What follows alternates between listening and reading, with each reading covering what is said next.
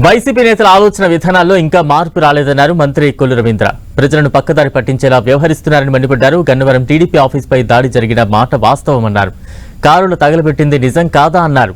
అక్కడ ఏం జరగలేదని అపోహలు సృష్టించే విధంగా వైసీపీ నేతలు మాట్లాడుతున్నారని మండిపడ్డారు మంత్రి కొల్లు రవీంద్ర. వైఎస్ఆర్ పార్టీ వైఖరి చూస్తా ఉంటే చాలా సిగ్గు అనిపిస్తా ఉంది. జగన్మోహన్ రెడ్డి ఇంకా అతని ఆలోచన విధానంలో మార్పు రాల.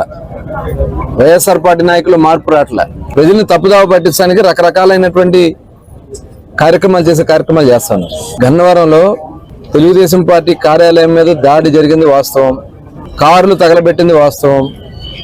అక్కడ ఉన్నటువంటి నాయకుల్ని గాయపరిచింది వాస్తవం.